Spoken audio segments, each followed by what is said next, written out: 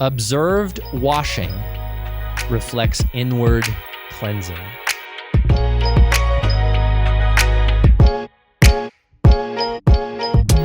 Why is it so important for us in our tradition to make sure that you are being baptized publicly? Some of you know that I've had requests for people to have me baptize them privately, and I've refused. And they ask why. I said, because that's not the point. Like, there's literally no point. I mean, take a shower. I mean, like, take a bath. I don't, you know, like, what's the point? The point is a public declaration. Sometimes we confuse the idea of salvation with baptism. You're not getting saved because you're getting baptized.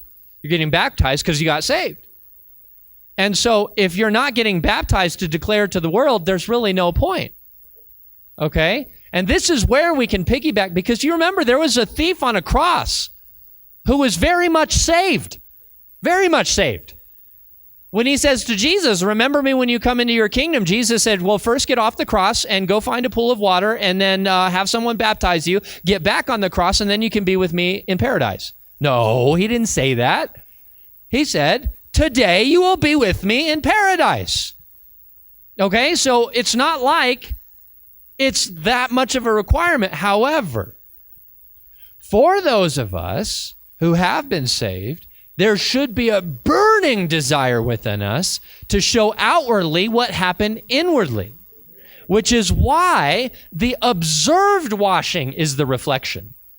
Because people can't see what's in your heart. Only God can see what's in your heart. But people can see what you do with your heart.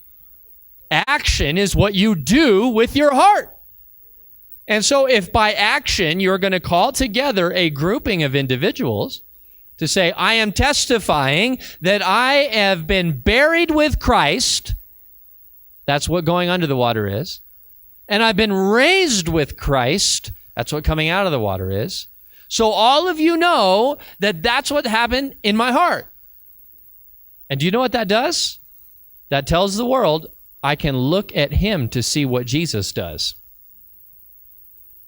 Does what Jesus said he's going to do in his speech, in his actions, in his home. What you're basically putting on blast, what you're posting to your social media, is that now you can watch what Jesus is doing.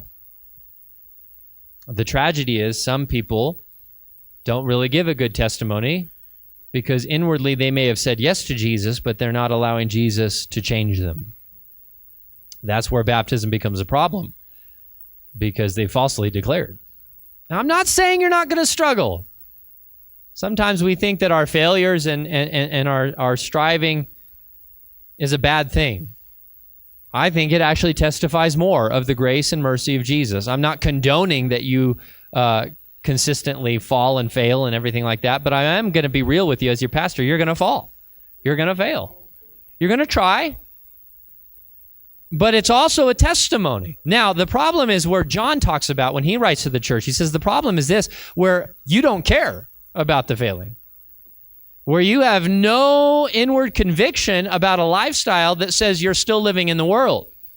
He says of those who make a habit of sinning, they never really even saw God, okay? So when it comes to baptism, it's a declaration to the world for accountability that you're saying, hey, Jesus is in me. Watch what he does, okay? So you're reflecting.